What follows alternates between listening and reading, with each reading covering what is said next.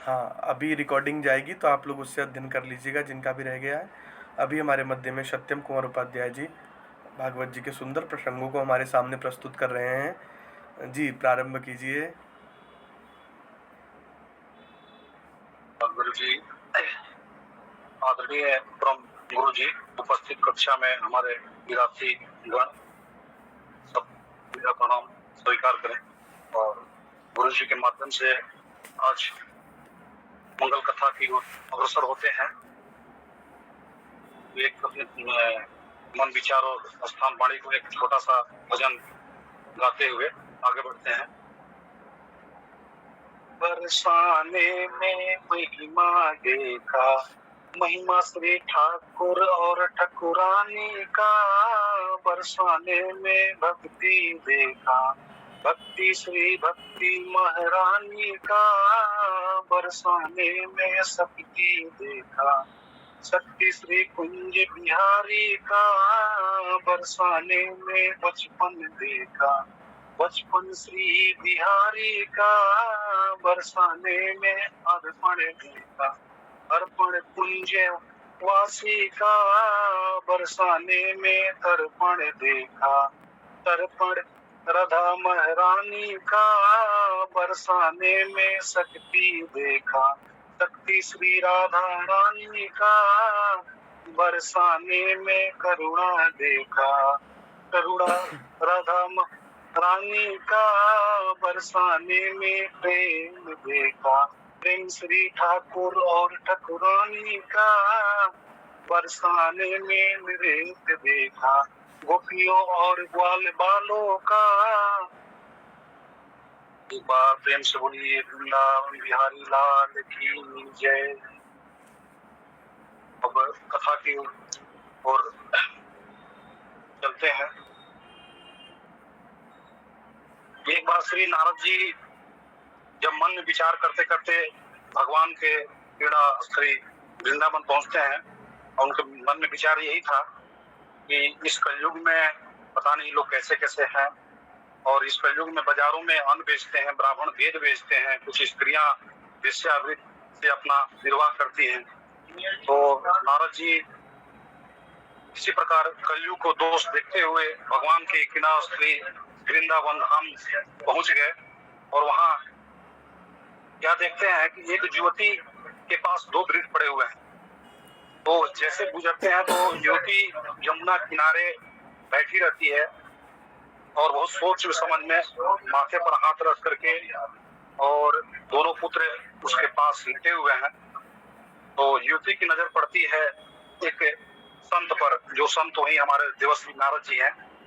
तो क्या बोलती है, भो भो साधो क्षणं तिष्ठं मचिन्तामपि नास्य दर्शनं तव लोकस्य सर्वदा परम।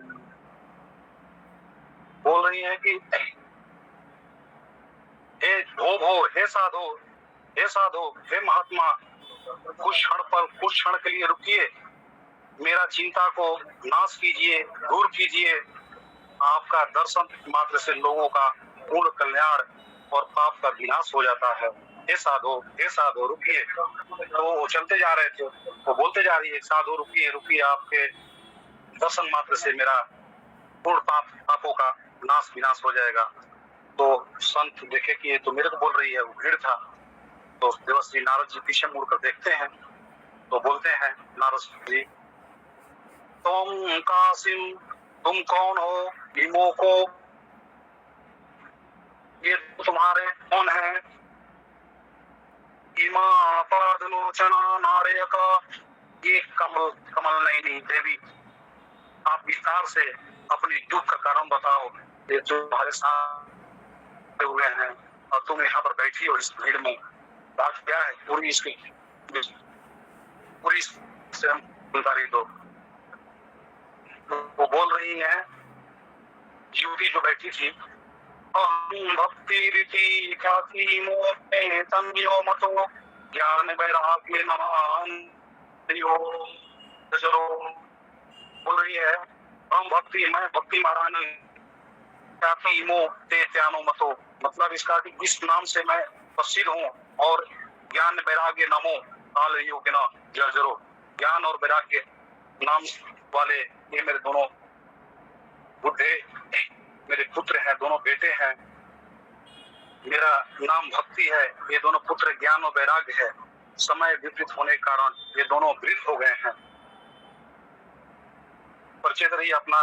उत्पन्न द्रविड़े समृद्धि कर्नाटके गता क्वाचितो क्वाची महाराष्ट्र गुर्जरे दिगताम गता।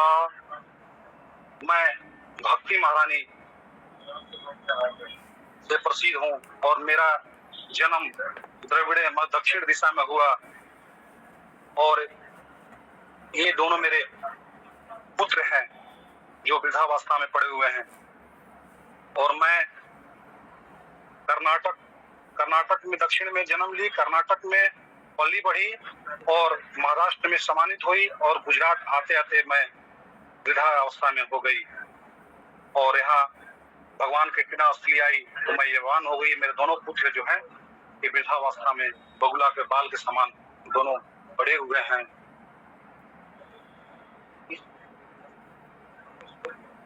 वृंदावन आकर मैं सुंदर हो गई और मेरे दोनों पुत्र कोई यहाँ भी नहीं पूछता तुम कौन हो, क्या हो, कैसे हो, किसी कोई मतलब नहीं है। कोई आता है जाता है, संत हो, समाज हो, कोई मेरे को नहीं पूछता।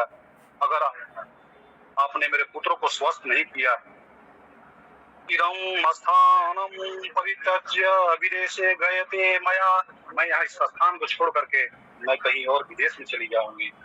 तो श्री नारद जी क्या बोलते हैं? सुशृण्वा वहीता बाले युग्ययं दारुण कलिया तेन लुप्त सदाचारो योग्य मार्ग सपन्तास्मि च।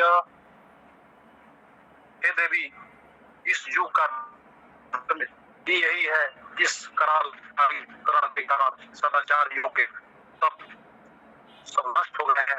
मंगल जो दिखाई दे रहा है वो भी लुप्त हो जाएंगे। वर्षे वर्षे क्रमाजाता मंगलम नापि दृश्यते। जो भी आप वर्ष जो भी मंगल दिखाई दे रहा है धीरे धीरे वो भी लुप्त लुप्त हो जाएगा, दिखाई नहीं देगा। वृंदावन धाम धन्य है जिसके संयोग से तुम नियुति हो गई। बोल रहे हैं श्री देवर्षि नारद जी, ये वृंदावन जो धाम है बहुत धन्य है, बहुत यहाँ भगवान का स्थल का बहुत माने यहाँ के तो अतुल्य है, यहाँ की धरती है। भगवान यहाँ बचपन में बिताए हैं तो तुम यहाँ आकर जवान हो गई है, ये तो धरती, और तुम नियुक्ति हो गई, ये तो संयोग से तुम जवान भी हो गई। वृंदावन धाम क्या है? बहुत धन्य है। एक बार प्रेम से बोलिए वृंदावन धाम की जय। फिर भक्ति महारानी नारद जी से प्रश्न करती है, हे देवर्षि नारद जी, जब ऐसा है तो परीक्षित राजा असुचि कली कथा स्थापित, जब ऐसा है तो राजा परीक्षित ने इस अपवित्र कलयुग को रहने क्यों दिया, जगह क्यों दिया, शरण क्यों दिया? जब ऐसा कलयुग थे, काली कलौटा जब ऐसा था तो इसको अपने राज्य में जगह क्यों दिए? दूसरा प्रश्न है, और हरि से यह अधर्म कैसे हो गया? और ये श्री हरि से जो अधर्म कैसे हुआ, जो उनके राज्य में रह करके भी ऐसा एक काम कर रहा है? तो नारद जी क्या बताते हैं? राजा परीक्षित ने कलयुग को इसलिए छोड़ दिया क्योंकि इसमें एक महान गुण भी है। तो क्या महान गुण है? महान तो ऐसा गुण है कि त्रेता युग में भी नहीं था, जो सबसे कम युग में कलयुग में जो फल को प्राप्त कर सकते हैं। यत् फलम नासति तपसा न योगिना समाधिना तत् फलम लभ्यते सभ्या करेलो केशव कीर्तना। जो फल तप तपस्या योग समाधि से भी प्राप्त नहीं हो सकता, वो फल भगवान के कीर्तन से गुणगान से प्राप्त हो सकता है।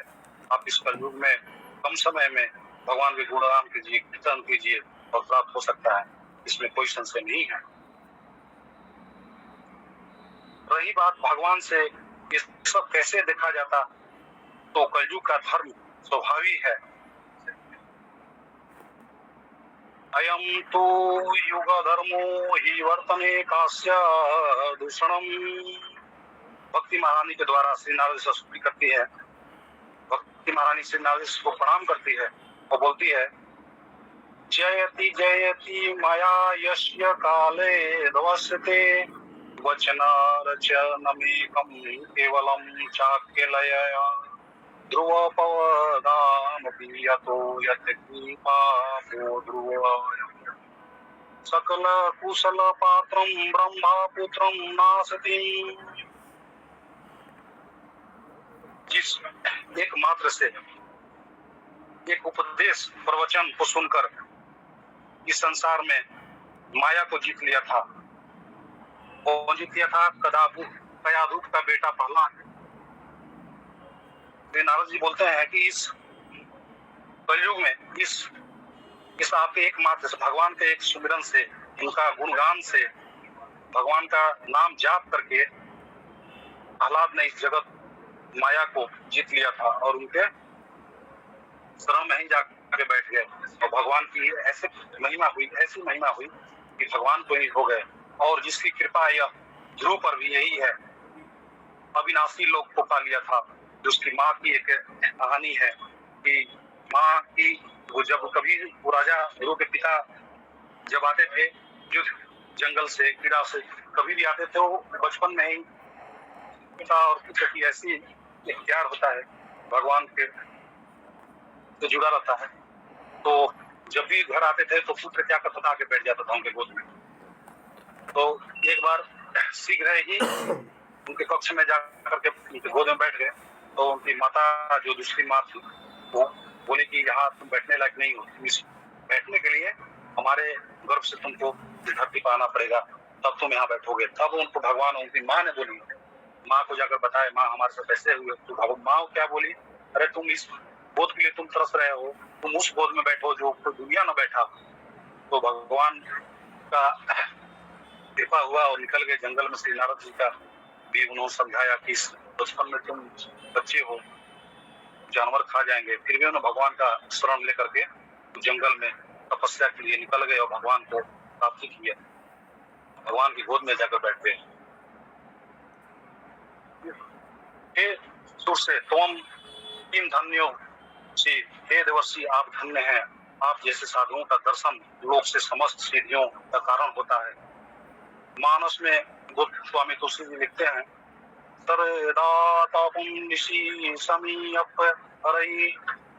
संत दरस जिमी पाठक टरई।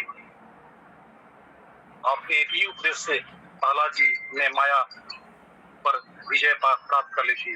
ध्रुव ने ध्रुपद प्राप्त किया। हे मंगलमय ब्रह्मापुत्र, मैं आपको नमस्कार करती हूँ। वो भगवान के चरण में समर्पित हो जाती हैं। भक्ति महारानी बोलती है कि प्रभु आपकी जो उपदेश मैंने सुना, जो प्रहलाद जी ने भगवान के से विजय प्राप्त कर ली और ध्रुव ने ध्रुपद प्राप्त कर लिया, हे मंगल ब्रह्मापुत्र, मैं आपको नमस्कार करती हूँ। चरणों में शरणागत हो गई भक्ति महारानी ने।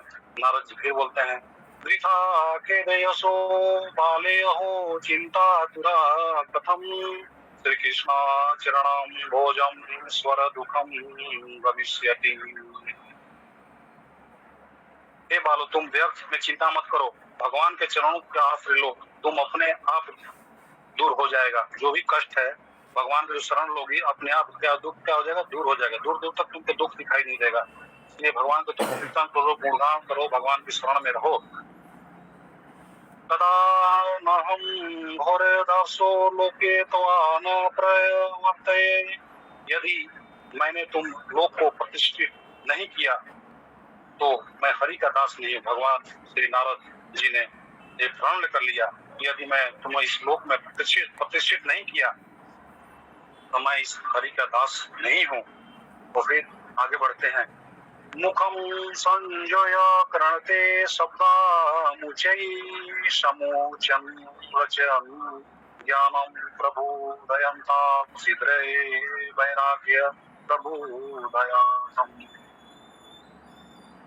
श्री नारद जी कान के पास, ज्ञान और वैराग्य के पास समीप आकर के उनके कान में जोर से बोलते हैं। ध्वनि गूंजती है जब उनके कान में, बोलते हैं, हे ज्ञान वैराग, तुम उठो, शीघ्र उठो, हे ज्ञान, हे बैराग, तुम उठो। बार बार ये बात को रिपीट कर रहे हैं। हो सकता है कि आवाज से पुनः उठ करके बैठ जाए। नारद जी ने ज्ञान और बैराग को कान में पास जाकर बड़ी जोर से चिल्लाया, हे ज्ञान उठो, हे बैराग उठो। बार बार ये रिपीट किया, फिर भी कोई प्रभाव नहीं। वेद वेदांते घोषश्च गीता पाठे मुहुर्मुहुः। और बार बार क्या किया, ये वेदांत गीता पाठ उनको अपने मुखारविंद से सुनाया उन्होंने। और एक क्षण के लिए ज्ञान और वैराग्य जगते हैं और फिर मूर्छित हो जाते हैं। तब आकाशवाणी होती है जोर से कि हे नारद श्री, तुम जो कर रहे हो बहुत अच्छा कर रहे हो। ये तुम्हारा जो सोच है, तुम्हारा विचार है भगवान के प्रति, तुमने जो ये आवाज दी और गीता पाठ से जो सुनाया, तो इससे आगे चलकर भी तुम्हारा हर कार्य मंगल होगा। फिर उसके बाद क्या बोलते हैं,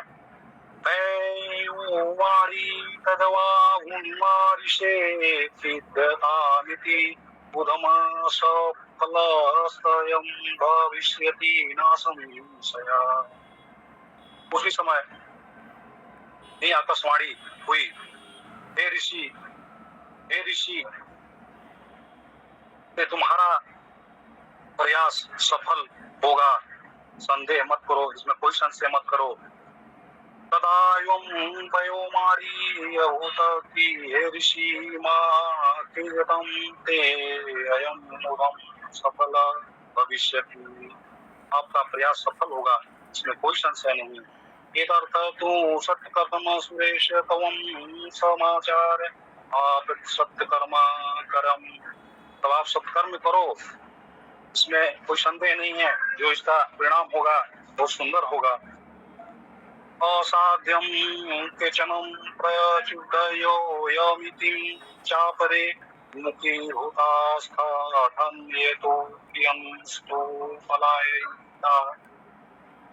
कुछ लोग असंभव कहते हैं कि ये तो असंभव है, ऐसा नहीं हो सकता, और दूसरे लोग समझ से परे हैं ऐसा मानते थे, और दूसरे लोग मौन हो जाते थे। और इतने लोग वहां से भाग खड़े हो गए, इतनी भीड़ थी वहां पर, तो वो सोच रहा है कि ये कैसे होगा। इस जो वहां नहीं, इतने भीड़ थी वहां पे, संशय में रहते थे कि ये जो हो रहा है कैसे होगा, ये तो मुश्किल है। और जो उसको समझ में नहीं आया वो भाग गया वहां से, जगह छोड़ दिया। तो नारद जी ने सत्कर्म का पता लगाने चले, तो किसी ने कहा ये तो क्या है, असंभव है। किसी ने कहा कि ये समझ से परे है, तो कोई मौन हो गया, कोई महात्मा का आश्रम, तो कोई बोला कि महात्मा का आश्रय लो, कोई बोला संतों से मिलो, इसका उपाय आपका भली भांति बताएंगे। हाहाकारो महासित्रलयो विवस्यावह। तीनों लोगों में हाहाकार मच गया जब वेदांत के उद्घोष से ज्ञान वैराग्य स्वास्थ्य नहीं हुए, तब दूसरा उपाय नहीं। नारद जी सोच में पड़ गए। मैंने सोचा अब कोई उत्तर नहीं दे पा रहा है, अब मैं भगवान बद्रीविशाल से ही पूछूंगा, किंतु आप मिल गए। तो भगवान बद्रीविशाल की शरण भगवान श्री देवर्षि नारद जी लेते हैं, ब्रह्मपुत्र। तो देखते हैं जब जाते हैं तो उनको सनकादि ऋषि मिल जाते हैं रास्ते में। पूर्वा समुपी पूर्वजा, और आप कोई सामान्य महापुरुष नहीं है, आप देखने में बालक हैं, आप तो करोड़ों करोड़ों साल के हैं, मगर देखने में आप तो बच्चा के समान हैं, मगर आपके पास हजारों करोड़ों जो सूर्य के प्रकाश के समान आपके पास ज्ञान है, और आप पूर्वजों के पूर्वज हैं। ब्रह्मपुत्र सदा वैकुंठ नीलाया हरि कीर्तनम तपरा लीलामृत सुमता तथा जीता। सदा आप सभी सर्वदा वैकुंठ में निवास करते हैं, जो आप हैं प्रभु, आप लोग हमेशा वैकुंठ के वासी हैं। श्री हरि के कीर्तन में निर्मित आप लोग, जब भगवान का कीर्तन हो वहां पर आप लोग पहुंच जाते हैं। लीला स्वरूप अमृत के पास पाने से मतलब रखते हैं, और आपका हरि नाम का ही धन है प्रभु। एकमात्र भगवत कथा से ही जीने वाले हैं। अब जहाँ भी जाते हैं, जहाँ भगवान का गुणगान होता है, भगवान का कीर्तन होता है, भगवान का समय, भगवान का भगवत जी होता है, तो आप लोग पहले वहां पर पहुंच जाते हैं। आप लोग का हरि नाम का सुमरन, हरि नाम का जीवन, हरि नाम का धन, सब कुछ हरि नाम से ही है प्रभु। अन्वय भावंतो सदा वैकुंठल्य, आप सर्वदा वैकुंठ में रहते हैं, सदैव हरि कीर्तन से तत्पर हैं, तथा ही एकमात्र आप लोग का जीवन है। ब्रह्मानंदम सदा लयलीना, देखते बालक बहु कलीना, आशा बसन व्यासन यति नहीं, रघुपति चरित हुई संता ऋषि बोलते हैं, माँ चिंता करू देवश चिते समावा, उपाय सुख साधयो समय वर्तते पूर्वये वही। ये देवर्षि आप चिंता न करें, बड़ा ही सरल उपाय है। श्री और भागवत जी ही यह सत्कार है जिसके अनुष्ठान से यज्ञ, ज्ञान और वैराग्य दोनों स्वस्थ हो जाएंगे। आप चिंता मत कीजिए, क्योंकि ये सबसे सरल उपाय क्या है? श्री भागवत जी का अनुष्ठान को कराना। श्रीमद् भागवत कथा के पश्चात ज्ञान और वैराग्य से संयुक्त भक्ति घर घर और जन जन में विभोर करेगी। सत्य कर्म सूच को ज्ञान ज्ञान मृतो बुधो ही, श्रीमद् भागवत लाभ नारद जी जब वेद वेदांत के उद्घोष और बार बार गीता पाठ से वे नहीं जगे, तो भागवत प्रवचन से कैसे? नारद जी प्रश्न कर देते हैं सनकादि से कि वेद वेदांत से भी ये लोग बार बार मैंने इनको श्रवण कराया, फिर उन्होंने ये जगह नहीं, तो ये भागवत जी के प्रवचन से कैसे जग सकते हैं? तो सनकादि ऋषि क्या कहते हैं? श्रीमद् भागवत वेद रूपी वृक्ष एक ऐसा पका हुआ फल है, जैसे वृक्ष में जड़ से लेकर अंतिम भाग तक रस विद्यमान रहता है, किंतु चखा नहीं जा सकता, लेकिन फल रूप में परिणति होने पर वही रस सबके लिए सुलभ हो जाता है। जिसे दूध में घी छिपा रहता है और इसमें चीनी छिपा रहता है, वैसा ही भागवत रूपी फल पका हुआ फल है, उसी में भगवत जी का फल छिपा हुआ है। तो चख लेगा, उसका कल्याण हो जाएगा। नारद जी क्या बोलते हैं? भाग्योदय बहु जन्मा समर्जितेन, सत्य गंगम च लभते पुरुषो यरावे, अज्ञान हेतु महंगानाकार नशाम विद्याय तदोदय बहुत जन्मों के संकीर्ण पुण्य का उदय होता है। जब जन्म जन्मांतर का क्या होता है? पुण्य जब इकट्ठा पूर्व जन्मों में आपने जो अच्छा कार्य किया है उसका उदय और सत्संग की प्राप्ति होती है, तब अज्ञान के कारण उत्पन्न मोह और मद रूपी अंधकार को नाश करके है। श्री रामायण जी से एक श्लोक है, इसमें अंकित है। श्री रामचरितमानस से लिया गया है। श्री रामायण, बिनु सत्य संग विवेक न होई, राम कृपा बिनु सुलभ होई। सत्संग में विवेक होता है, विवेक होने पर वैराग्य होता है, और वैराग्य होने पर भगवान के चरणों में अनुराग होता है, और अनुराग होने पर श्री भागवत जी की प्राप्ति हो जाती है। एक बार प्रेम से बोलो श्री भागवत भगवान जय हो। बहुत सुंदर प्रसंग आपने लिया है, और आगे ध्यान रखिएगा, यहीं से आगे सत्संग की महिमा को आप विस्तृत करना। आज आपकी आवाज़ भी बहुत क्लियर थी, बहुत सॉफ्ट तरीके से आपने प्रवचन किया, और सुनने में बड़ा सुंदर माधुर्य लगा। एक एक श्लोकों का बड़ा सुंदर विवेचन किया है आपने।